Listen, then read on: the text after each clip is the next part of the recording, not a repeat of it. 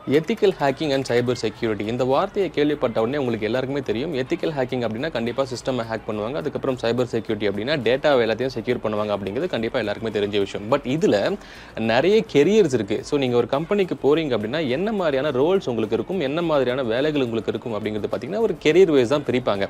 So அதில் top 20 career பார்த்தீங்க அப்படின்னா சான்ஸ் அப்படிங்கிற ஒரு ஆர்கனைசேஷன் பார்த்தீங்கன்னா கொடுத்துருக்காங்க. ஸோ அதை நான் வந்து இந்த டெசிக்னேஷன்ஸ் அதில் என்ன மாதிரி கெரியர் இருக்கும், எப்படி இருக்கும், என்ன வேலை இருக்கும், என்ன சர்டிஃபிகேஷன் படிக்கணும் அப்படிங்கிறது கிளியராக ஸ்டெப் பை ஸ்டெப்பாக எக்ஸ்பிளைன் பண்ணுறேன். ஸோ அதை ஃபர்ஸ்ட்லேருந்து லாஸ்ட் வரைக்கும் இந்த வீடியோ பாருங்கள், ரொம்பவே உங்களுக்கு யூஸ்ஃபுல்லாக இருக்கும்.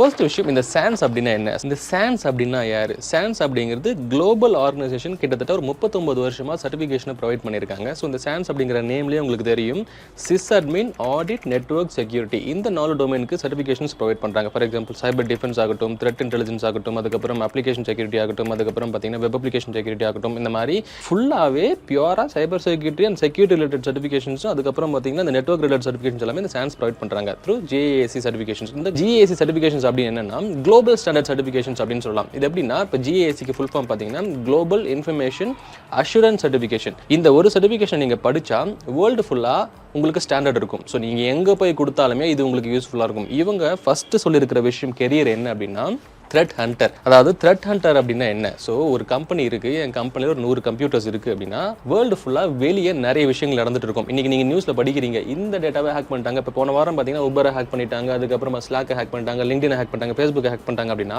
கண்டிப்பாக ஒரு வல்னரபிலிட்டியை வச்சு தான் அங்கே பண்ணியிருப்பாங்க. ஸோ இந்த வல்னரபிலிட்டி என் கம்பெனியில் இந்த 100 சிஸ்டமில் இருக்கா அப்படின்னு சொல்லி என்ன பண்ணுவாங்க, ஒரு சில த்ரெட் இன்டெலிஜென்ஸ் ஃப்ரேம்வொர்க்ஸ் மூலமாக அவங்க ஃபீட்ஸை வச்சிருப்பாங்க எங்கன்னா கம்பெனிக்குள்ளார. ஃபார் எக்ஸாம்பிள் த்ரெட் கனெக்ட் எடுத்துக்கோங்க, குவாலிஸ் எடுத்துக்கோங்க, இந்த மாதிரி நிறைய ஃப்ரேம்வொர்க்ஸ் இவங்க என்ன பண்ணுவாங்க, வேர்ல்டு ஃபுல்லாக நடக்கிற இந்த அட்டாக் வெக்டார்ஸை தூக்கிட்டு வந்து உள்ள வைப்பாங்க.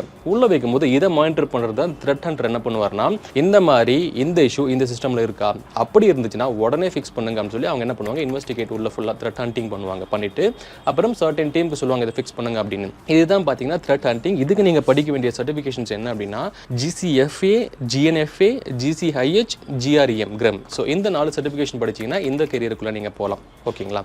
ரெண்டாவது என்ன அப்படின்னு பார்த்தா ரெட் டீமர். இந்த ரெட் டீமர் பற்றி நம்ம நிறைய ஆல்ரெடி பார்த்துருக்கோம். அதாவது ஒரு கம்பெனிக்குள்ள எல்லாமே அஃபென்சிவ் ஆப்ரேஷன்ஸை பண்ணுற மாதிரி தான் இருக்கும். மொத்தமாக ஹேக் பண்ண ஆகணும். அதாவது அது கம்ப்யூட்டர் ஆகட்டும், லேப்டாப் ஆகட்டும், அதுக்கப்புறம் சுவிட்சஸ் ஆகட்டும், ஃபயர்வால்ஸ் ஆகட்டும், ஐடிஎஸ் ஆகட்டும், ஐபிஎஸ் ஆகட்டும், இந்த மாதிரி எல்லாத்தையுமே எவாய்ட் பண்ண முடியுமா, அதில் வந்து ஏதாச்சும் லூப் ஹோல்ஸ் இருக்கா, அதில் வந்து ஏதோ ஒரு இஷ்யூ வச்சு உள்ளே போக முடியுமா அப்படிங்கிறது டெஸ்ட் பண்ணுறது தான் இந்த பார்த்தீங்கன்னா ரெட் டீமிங்காக இருக்கும். ஒரு சில கம்பெனிஸில் பார்த்தீங்கன்னா டாப் டு எண்ட் நீங்களே பார்க்குற மாதிரி இருக்கும். உள்ள நுழைஞ்சி வெளியே வர்ற வரைக்கும் நீங்கள் பார்க்குறது என்னெல்லாம் உங்களுக்கு கண்ணுக்கு நெட்வொர்க் டிவைஸ் நம்ம தெரியுதுன்னா அதை டெஸ்ட் பண்ணணும். இந்த மாதிரி டாப் டு எண்டு பார்த்தீங்கன்னா ஒரு சில கம்பெனிஸில் நீங்கள் தான் பண்ணுற மாதிரி இருக்கும் இந்த ரெட் டீமிங் ஆப்ரேஷன்ஸ். அதுக்கு நீங்கள் படிக்க வேண்டிய சர்டிஃபிகேஷன்ஸ் என்ன அப்படின்னு பார்த்தீங்கன்னா GPEN, GCIH, GMOB, GAWN. So இந்த சர்டிஃபிகேஷன்ஸ் பார்த்தீங்கன்னா இந்த ரெட் டீமிங் போகிறதுக்கு உங்களுக்கு யூஸ்ஃபுல்லாக இருக்கும். ஓகேங்களா? அடுத்து மூணாவது என்ன அப்படின்னு பார்த்தீங்கன்னா டிஜிட்டல் ஃபாரன்சிக் அனலிஸ்ட். ஸோ இவங்க யார் அப்படின்னா, ஸோ நம்ம வந்து ஒரு கம்பெனியில் கண்டிப்பாக வெப்சைட் ஆக்சஸ் பண்ணுறீங்க. வெப்சைட் ஆக்சஸ் பண்ணும்போது லாக்ஸ் எல்லாமே இருக்கும். இல்லை யாராச்சும் உங்களை டார்கெட் பண்ணுறாங்கன்னா அதுக்கான லாக்ஸ் எல்லாமே இருக்கும். அதுக்கப்புறம் இந்த மாதிரி full and full data forensics பண்ணுவாங்க. அதாவது டிஜிட்டல் ஃபோரன்சிக்ஸ் பண்ணுவாங்க, நெட்வொர்க் ஃபோரன்சிக்ஸ் பண்ணுவாங்க, மொபைல் ஃபோரன்சிக்ஸ், அப்ளிகேஷன் ஃபோரன்சிக்ஸ், அப்புறமா பார்த்தீங்கன்னா டேட்டா பேஸ், இந்த மாதிரி நிறைய ஃபோரன்சிக்ஸ் பண்ணுறதுக்கு இன்டர்னலாக ஒரு டீம் இருப்பாங்க. ஒரு ஹேக் நடந்துருச்சு, அது எப்படி நடந்திருக்கும், எதை மாதிரி நடந்திருக்கும், என்ன மாதிரி லாக்ஸ் இருக்கும், எப்படிலாம் வந்து உள்ள நம்ம இன்வெஸ்டிகேட் பண்ணலாம் அப்படிங்கிறது செக் பண்ணுறது தான் பார்த்தீங்கன்னா இந்த டிஜிட்டல் ஃபாரன்சிக் அனலைஸ் பண்ணுவாங்க. அதாவது இந்த பேர்லேயே உங்களுக்கு தெரியும், டிஜிட்டல் அப்படின்னா டிஜிட்டலாக என்னெல்லாம் இருக்குது அப்படிங்கிறது ஃபாரன்சிக் பண்ணுறது தான். இதுக்கு நீங்கள் என்ன சர்டிஃபிகேஷன் படிக்கலாம் அப்படின்னா GCFA, GCFE, GBFA, GNFA, இந்த 4 சர்டிஃபிகேஷன் உங்களுக்கு இந்த டொமைனுக்குள்ள போகிறதுக்கு யூஸ்ஃபுல்லாக இருக்கும். அடுத்து பர்பிள் டீமர். இவர் யார் அப்படின்னா அஃபென்சிவ், டிஃபென்சிவ் ரெண்டுமே தெரிஞ்சிருக்கணும்.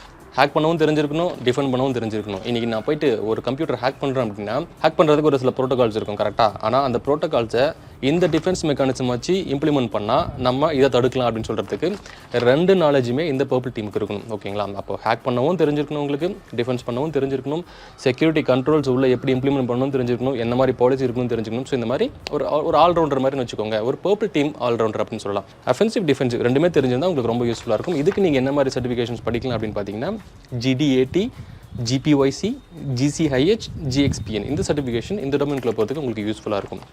அடுத்து மால்வேர் அனலிஸ்ட். இவர் யார் அப்படின்னா இன்றைக்கி நீங்கள் சாஃப்ட்வேர்ஸ் டவுன்லோட் பண்ணுறீங்க, இன்றைக்கி இன்டர்நெட்டில் நிறைய சாஃப்ட்வேர்ஸ் நீங்கள் டவுன்லோட் பண்ணுறீங்க. டவுன்லோட் பண்ணதுமே கண்டிப்பாக ஒரு EXEயாக இருக்கும். இது நம்ம வீட்டில் யாரும் கண்டுக்க போகிறதில்ல. ஒரு கம்பெனிக்குள்ளே ஒரு ஃபைலை டவுன்லோட் பண்ணுறாங்க, இல்லை திடீர்னு வந்து ஒரு எரர் மெசேஜ் வருது, ப்ளூ ஸ்க்ரீன் எரர் வருது, இல்லை வந்து ஏதோ டிஃப்ரெண்ட்டாக பார்த்தீங்கன்னா ஒரு கமெண்ட் ப்ராம்ப்ட் ஆட்டோமேட்டிக்காக ஓப்பன் ஆகுதுன்னா இதை இந்த மார்பிள் அனலிஸ்ட் தான் செக் பண்ணுவார். எப்படின்னா எப்படி இது வந்து இந்த மாதிரி வருது, எந்த ப்ராசஸ் இப்படி ஆச்சு. டாஸ்க் மேனேஜரில் நிறைய ப்ராசஸ் நீங்கள் பார்த்துருப்பீங்க. ஸோ அந்த ப்ராசஸை நிறைய சிஸ்மான் டூல்ஸ்லாம் வச்சு இவங்க என்ன டெஸ்ட் பண்ணுவாங்கன்னா இந்த ப்ராசஸ் எதை ஆக்சஸ் பண்ணது, எந்த டைமில் வந்துச்சு, ப்ரீஃபெச் ஃபைலில் ஏதாச்சும் ஆக்சஸ் பண்ண டெம்பரரி ஃபைல் இருக்கா அப்படிங்கிறது மொத்தமாக இன்வெஸ்டிகேட் பண்ணுறது யாருன்னு பார்த்தீங்கன்னா அந்த மால்வேர் இன்வெஸ்டிகேட்டர். அதாவது வைரஸ் பேஸ்ட் இன்வெஸ்டிகேஷன்ஸ் எல்லாமே பண்ணுவாங்க. அதாவது மால்வேர் நேம்லே தெரியுது, மலிஷியஸ் சாஃப்ட்வேர் பேஸ்ட் இன்வெஸ்டிகேஷன்ஸ் எல்லாமே பண்ணுவாங்க இந்த மால்வேர் அனலிஸ்ட். இதுக்கு நீங்கள் என்ன மாதிரி சர்டிஃபிகேஷன்ஸ் படிக்கலாம் அப்படின்னு பார்த்தீங்கன்னா GASF, GRM, GRAM இந்த 2 சர்டிஃபிகேஷன்ஸ் உங்களுக்கு யூஸ்ஃபுல்லாக இருக்கும். அடுத்து chief information security officer. So இது நம்ம கண்டிப்பாக சொன்ன மாதிரி CISO. ஒரு கம்பெனியில் வந்து CISO லெவலில் இருப்பாங்க. அவங்க தான் என்ன பண்ணுவாங்க, இந்த மாதிரி இந்த டீம் கரெக்டாக வேலை பார்க்குறாங்களா, ஓகே சைபர் செக்யூரிட்டி டீம் நீங்கள் வந்து ரெட் டீமிங்க நல்லா முடிச்சிட்டிங்களா, அசஸ்மெண்ட்லாம் முடிச்சிட்டிங்களா, செக்யூரிட்டி ஆப்ரேஷன் டீம் இது நீங்கள் அசஸ்மெண்ட்லாம் முடிச்சிட்டிங்களா, purple team, red team, blue team இந்த மாதிரி எல்லாமே நீங்கள் கரெக்டாக முடிச்சிருக்கீங்களா, நீங்கள் பார்த்தீங்கன்னா இந்த மாதிரி அசஸ்மெண்ட்லாம் முடிச்சு ரிப்போர்ட்லாம் பண்ணியிருக்கீங்களான்னு சொல்லி ஒரு கம்பெனிக்கு budget allotment, security wise budget allotment அந்த மாதிரி பண்ணுறதுலாம் பார்த்தீங்கன்னா அந்த CASO. இதுக்கு நீங்கள் என்ன மாதிரி சர்டிஃபிகேஷன்ஸ் படிக்கலாம்னு பார்த்தீங்கன்னா GSLC, GSTRT இந்த சர்டிஃபிகேஷன்ஸ் உங்களுக்கு யூஸ்ஃபுல்லாக இருக்கும். அடுத்து blue team all-round Defender. So நான் ஆல்ரெடி ரெட் டீம் சொல்லியிருப்பேன், பர்பிள் டீம் சொல்லியிருப்பேன். இப்போ இந்த ப்ளூ டீம் என்னென்னா செக்யூரிட்டி ஆப்ரேஷன்ஸ். அதாவது ஹேக் பண்ணுறீங்க அப்படின்றீங்க, அவ்வளோ சீக்கிரம் ஹேக் பண்ண முடியுமானா கண்டிப்பாக எனக்கு ஒருத்தன் பின்பக்கம் கண்டிப்பாக யாரோ ஒருத்தர் இருப்பாங்க. இந்த டிஃபென்ஸ் டீம் கண்டிப்பாக எனக்கு பின்னாடி தான் இருப்பாங்க. நான் ஹேக்கர் முன்னாடி இருக்கேன்னா எனக்கு பின்னாடி டிஃபென்ஸ் இருப்பாங்க, ஓகேங்களா. அதுக்கப்புறம் எனக்கு பின்னாடி பர்பிள் டீம்னு ஒருத்தர் இருப்பார். இந்த மாதிரி தான் ஸ்டெப் பை ஸ்டெப்பாக உள்ளே போகும். அப்போது இந்த ப்ளூ டீமர் என்ன பண்ணுவார் அப்படின்னா உள்ள செக்யூரிட்டி கண்ட்ரோல்ஸை எப்படி மிட்டிகேட் பண்ணணும், என்ன ஒருத்தர் ஹேக் பண்ண ட்ரை பண்ணுறாங்க, அப்படி ட்ரை பண்ணும்பொழுது என்ன மாதிரியான டெக்னாலஜிஸ் எல்லாம் இந்த வேர்ல்டு ஃபுல்லாக இருக்குது, என்ன மாதிரி ஃப்ரேம் ஒர்க்ஸ் நான் வைக்கணும். ஃபார் எக்ஸாம்பிள் SIM எடுத்துக்கோங்க. இது வந்து செக்யூரிட்டி இன்சிடென்ட் ஈவெண்ட் மேனேஜ்மெண்ட் அப்படின்னு சொல்லுவாங்க, இன்ஃபர்மேஷன் ஈவெண்ட் மேனேஜ்மெண்ட். இது வந்து நீங்கள் பண்ணுற எல்லா விஷயங்களையுமே லாகாக உங்களுக்கு வச்சுக்கிட்டு இருக்கும். லாக்னா ஒரு பீஸ் ஆஃப் இன்ஃபர்மேஷன்ஸ், ஒரு செட் ஆஃப் இன்ஃபர்மேஷன்ஸ் மாதிரின்னு வச்சுக்கோங்க. இன்றைக்கி நீங்கள் வந்து திடீர்னு ஒரு ரிக்வஸ்ட் கொடுக்குறீங்க, க்ரோம் ஓப்பன் பண்ணுறீங்க, இது எல்லாமே ஒரு லாகாக இருக்கும். இந்த மாதிரி லாக்ஸை கம்பெனிஸில் என்ன பண்ணுவாங்க, செக் பண்ணிட்டு இருப்பாங்க. யாருன்னா இந்த ப்ளூ டீம் ஆல்ரவுண்டர் என்ன பண்ணுவாங்க, மோஸ்ட்லி வந்து இது எல்லாம் சொல்கிறது இந்த செக்யூரிட்டி ஆப்ரேஷன் சைடில் பார்த்தீங்கன்னா எல்லாத்தையுமே அவர் தான் செக் பண்ணிட்டு இருப்பார். டிஃபென்ஸ் மெக்கானிசமை ஸ்ட்ராங் பண்ணுறவர் இவர் தான். அதாவது என்ன ஹேக் பண்ணாமல் நீ என்ன ஹேக் பண்ணுறா பார்க்கலாம் அப்படிங்கிற மாதிரி தடுக்கிறவர் பார்த்தீங்கன்னா இந்த ப்ளூ டீம் ஆல்ரவுண்டர் தான். இதுக்கு நீங்கள் என்ன மாதிரி சர்டிஃபிகேஷன்ஸ் படிக்கலாம் அப்படின்னு பார்த்தீங்கன்னா GCIA, GMON, GDSA, GCDA இந்த சர்டிஃபிகேஷன் உங்களுக்கு யூஸ்ஃபுல்லாக இருக்கும். அடுத்து செக்யூரிட்டி ஆர்கிடெக்ட் அண்ட் என்ஜினியர். இது என்ன அப்படின்னா ஒரு கம்பெனி இருக்குது, ஒரு கம்பெனியில் புதுசாக ஒரு ப்ராசஸை கொண்டு வரணும். சிம்பிளாக சொல்கிறேன், லாஸ்ட் டைம் கோஃபிஷ் அப்படிங்கிற ஒரு ஃப்ரேம் ஒர்க்கை நம்ம சொல்லியிருந்தோம். இந்த கோஃபிஷ் ஃப்ரேம் ஒர்க்கை நான் கம்பெனிக்குள்ளே கொண்டு வரணும். எதுக்காக அப்படின்னா இந்த மாதிரி ரியல் டைமில் யாராச்சும் ஃபிஷிங் வந்து யாரெல்லாம் கிளிக் பண்ணுறாங்க அப்படின்னு சொல்லி ஒரு ப்ராசஸை நான் உள்ளே கொண்டு போகணும். அப்போ நான் உள்ளே கொண்டு போகிறதுக்கு ஒரு சில ஆர்கிடெக்சரல் விஷயங்கள்லாம் நான் தெரிஞ்சிருக்கணும். எதுக்காகனா இந்த கோஃபிஷ் ஃப்ரேம் ஒர்க் நான் உள்ளே கொண்டு வந்தால் எனக்கு சைபர் செக்யூரிட்டி வழியாக என்ன மாதிரியான ப்ராசஸ் இருக்கும், எனக்கு என்ன மாதிரியான ஃபீச்சர்ஸ் இருக்கும், இதனால் எனக்கு என்ன அட்வான்டேஜ், ஒரு ஆர்கிடெக்சரல் வழியாக ஒரு ப்ராசஸ் இனிஷியேட் பண்ணுறதுக்கும் சரி, அதுக்கப்புறம் ஒரு ப்ராசஸை கன்ஸ்ட்ரக்ட் பண்ணுறதுக்கும் சரி, ஒரு அப்ளிகேஷன் கன்ஸ்ட்ரக்ட் பண்ணுறதா இருந்தாலுமே எந்த மாதிரியான மிட்டிகேஷன்ஸும் ப்ரோட்டோகால்ஸும் இப்படிலாம் இருக்கணும் அப்படிங்கிறது ஒவ்வொன்றா நீங்கள் அதை வந்து கன்ஸ்ட்ரக்ட் பண்ணுவீங்க. அதுதான் ஆர்கிடெக்ட். இதுக்கு நீங்கள் என்ன மாதிரி சர்டிஃபிகேஷன்ஸ் படிக்கலாம்னு பார்த்தீங்கன்னா GCIA, GCWN, GMON, GDSA இது உங்களுக்கு யூஸ்ஃபுல்லாக இருக்கும். அடுத்து இன்சிடென்ட் ரெஸ்பான்ஸ் டீம் மெம்பர். இவங்க என்னென்னா இன்றைக்கி எனக்கு ஒரு கஸ்டமர் பார்த்தீங்கன்னா ஆஸ்திரேலியாவில் இருக்கார், இல்லைனா எனக்கு ஒரு கஸ்டமர் கனடாவில் இருக்கார் அப்படின்னா இப்போ திடீர்னு அவங்க சிஸ்டம் அஃபெக்ட் ஆகிடுச்சு. இப்போ இந்த IR டீம் என்ன பண்ணுவாங்க, எல்லாத்தையும் செக்யூரிட்டி ஆப்ரேஷன்ஸ், ஈவெண்ட் மேனேஜ்மெண்ட் எல்லாத்தையும் செக் பண்ணதுக்கப்புறம் இந்த இன்சிடென்ட் ரெஸ்பான்ஸ் டீம் இமீடியட்டாக என்ன பண்ணுவாங்க, கனடாவுக்கு போவாங்க. போயிட்டு அங்கே டெஸ்ட் பண்ணுவாங்க எப்படி வந்து இந்த அட்டாக் நடந்துச்சு, இதை வந்து என்ன மாதிரி நடந்திருக்கும் அப்படின்னு சொல்லி ஆன்சைட்டுக்கும் சரி எங்கேயாச்சும் வேறு இடத்துல என்னுடைய கிளைண்ட் வேறு எங்கேயாச்சும் இருந்தாங்கன்னா அங்கே போயிட்டு நாங்கள் டெஸ்ட் பண்ணுவோம். டெஸ்ட் பண்ணிவிட்டு IR டீம் என்ன பண்ணுவாங்க, மொத்தமாக இன்வெஸ்டிகேட் பண்ணுவாங்க, எப்படி நடந்துச்சு, என்ன மாதிரி நடந்துச்சு அப்படிங்கிறது இன்வெஸ்டிகேட்லாம் பண்ணலாம். இது பார்த்தீங்கன்னா இன்சிடென்ட் ரெஸ்பான்ஸ். இதுக்கு நீங்கள் என்ன மாதிரி சர்டிஃபிகேஷன் படிக்கலாம் அப்படின்னா GBFA, GCTI, GASF, GCIH இந்த சர்டிஃபிகேஷன் உங்களுக்கு யூஸ்ஃபுல்லாக இருக்கும். Cyber security analyst and engineer. So கண்டிப்பாக இது வந்து ஒரு ஃப்ரெஷர் ஓப்பனிங் அப்படின்னு சொல்லலாம். நம்ம அனலிஸ்ட் அப்படின்னா ஒரு இந்த ரெட் டீம் எதில் வேணாலும் நீங்கள் இருக்கலாம். பட் என்னென்னா ஒரு ஃப்ரெஷராக நீங்கள் உள்ளே போவீங்க. அப்போ தான் பேஸில் நெட்ஒர்க்னா என்ன, கம்ப்யூட்டர்னா என்ன, எப்படி ஒர்க் ஆகுது, என்ன மாதிரி டூல்ஸ் உள்ளே இருக்குது, ஒரு வெப் அப்ளிகேஷன் என்ன, ஒரு மொபைல் அப்ளிகேஷன் என்ன, இந்த மாதிரி ஒரு சைபர் செக்யூரிட்டி ஒரு ஃப்ரெஷர் பாயிண்ட் ஆஃப் வியூலேருந்து பார்க்கும்போது இந்த மாதிரி விஷயங்கள்லாம் பார்த்தீங்கன்னா இங்கே உள்ளே தெரிஞ்சுவீங்க. ஒரு பேஸ் சொல்லப்போனால் வந்து காலேஜ் முடிச்சுட்டு உள்ளே போகிறாங்க தெரியுமா, இவங்க தான் அனலிஸ்ட்னு சொல்லுவாங்க. ஒரு பேஸ் அனலிஸ்ட் காலேஜ் முடிச்சுட்டு போகிறவங்க, ஒரு வருஷம் 2 வருஷம் இருக்கிறவங்களாம் அனலிஸ்ட். இதுக்கு பார்த்தீங்கன்னா நிறைய சர்டிஃபிகேஷன்ஸும் இருக்குது. இது என்ன மாதிரினா GSEC, GCIH, GSOM, GCIP. So இதுதான் பார்த்தீங்கன்னா இது உங்களுக்கு யூஸ்ஃபுல்லாக இருக்கும்.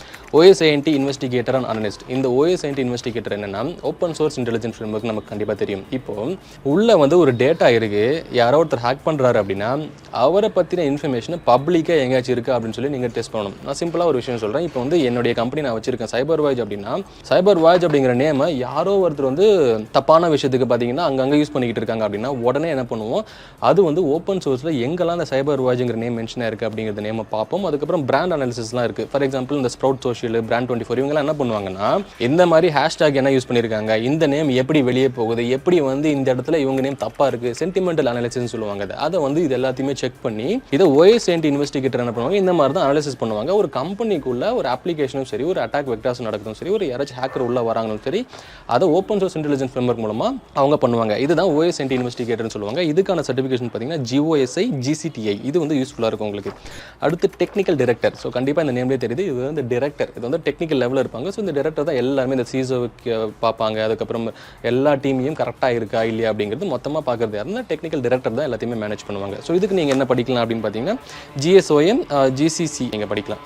அதுக்கப்புறம் கிளவுட் செக்யூரிட்டி அனலிஸ்ட். இது என்ன அப்படின்னா கிளவுட், பியூராக கிளவுடு. இன்றைக்கி நீங்கள் வந்து கம்ப்யூட்டர்னு சொல்கிறீங்க, பட் கிளவுடுன்னு வரும்போது Azure இருக்குது, Amazon இருக்குது, அப்புறம் கூகுள் கிளவுட், அந்த மாதிரி நிறைய இருக்குது. ஸோ அந்த மாதிரி இடத்துலலாம் எப்படி இஷ்யூஸ் நடக்கும், இப்போ பாலிசி கரெக்டாக அவங்க வந்து பண்ணியிருக்காங்களா, ஏதோ ஒரு கூகுள் கிளவுட் இருக்குன்னு வச்சுக்கோங்க, அங்கே பாலிசிஸ் இருக்கும், இந்த யூசர் ஆக்சஸ் பண்ணணும், இந்த மாதிரி இந்த இடத்துல இங்கே கான்ஃபிகர் ஆயிருக்கு, இது பப்ளிக்காக அவைலபிள் இருக்குது, X3 பக்கெட் இந்த இடத்துல இருக்குது அப்படிங்கிறது ஒரு சில கான்ஃபிகரேஷன்ஸ் எல்லாமே இருக்குது.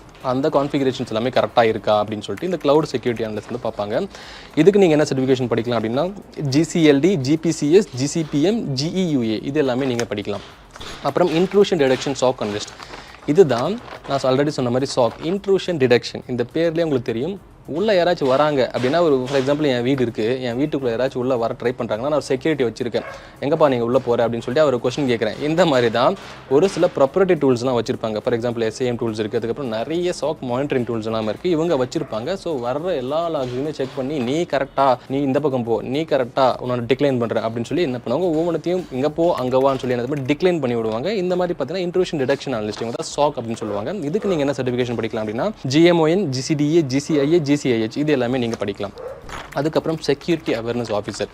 இவங்க பியூராக ட்ரைனிங் ப்ரோக்ராம்ஸை கன்சிடர் பண்ணுவாங்க. லைக் எப்படின்னா, கம்பெனிக்குள்ளே செக்யூரிட்டி பர்சன்ஸ் இருக்காங்க அப்படின்னா எல்லா விஷயமும் எல்லாருக்கும் தெரியணும் அவசியம் கிடையாது. அப்போது அவங்க என்ன பண்ணுவாங்க, ட்ரைனிங்ஸை உள்ளே கொண்டு வருவாங்க. என்ன மாதிரி ட்ரைனிங்ஸ் அப்படின்னா security awareness trainings. For example ஒரு டூலை பற்றின ட்ரைனிங் கொண்டு வருவாங்க, அதுக்கப்புறம் ஒரு டேட்டா பிரிட்ஜ் மானிட்டரிங் பற்றிய ட்ரைனிங் கொண்டு வருவாங்க, ஒரு பிராண்ட் மானிட்டரிங் பற்றின ட்ரைனிங் கொண்டு வருவாங்க, அப்புறம் ஒரு cyber security threat intelligence framework இருக்குது, இந்த மாதிரிலாம் வந்து குளோபலாக இருக்குங்கிறது ஃப்ரேம்வொர்க்கு கொண்டு வந்து உள்ள ட்ரைனிங் கொடுப்பாங்க. அதுக்கப்புறம் எப்படி வந்து நீங்கள் சேஃப் அண்ட் செக்யூராக எதை கிளிக் பண்ணணும், எதை கிளிக் பண்ணக்கூடாது அப்படிங்கிற ட்ரைனிங்கை கொண்டு வருவாங்க. இதுக்கு நீங்கள் படிக்க வேண்டிய சர்டிஃபிகேஷன் என்னன்னு பார்த்தீங்கன்னா SSAP, GSLC இதை நீங்கள் படிக்கலாம்.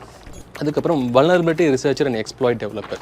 ஸோ இந்த வல்னரபிலிட்டி ரிசர்ச்சர் அப்படின்னா இவங்க தான் செக்யூரிட்டி ரிசர்ச்சர்ஸ். அதாவது என்கிட்ட ஒரு கம்பெனியில் ஒரு ஒரு வெப் அப்ளிகேஷன், ஒரு மொபைல் அப்ளிகேஷன், ஒரு சிஸ்டம், லேப்டாப் இது எல்லாமே இருக்குது அப்படின்னா அதில் இஷ்யூஸ் வல்னரபிலிட்டி இருக்குன்னா அதை பற்றி ரிசர்ச் பண்ணுறதும் எக்ஸ்ப்ளாய்ட் டெவலப் பண்ணுறதும் இவராக தான் இருப்பாங்க. அதாவது சிம்பிளாக சொல்லணும்னா இவர் தான் ஒரு ஹேக்கர் அப்படின்னே சொல்லலாம், அதாவது எத்திக்கல் ஹேக்கர் அப்படின்னே சொல்லலாம். ஏன்னா இவங்க வந்து வல்னரபிலிட்டியை பற்றி ரிசர்ச்சும் பண்ணுவாங்க, எக்ஸ்ப்ளாய்ட் எழுதி டெவலப்பும் பண்ணி புதுசாக ஒரு வல்னரபிலிட்டியை இவங்களே வந்து என்ன பண்ணுவாங்க, 0 டே இருந்துச்சுன்னா இவங்க கண்டுபிடிப்பாங்க. இதுக்கு நீங்கள் என்ன மாதிரி சர்டிஃபிகேஷன்ஸ் படிக்கலாம் அப்படின்னு பார்த்தீங்கன்னா GXPN இதுக்கு நீங்கள் படிக்கலாம்.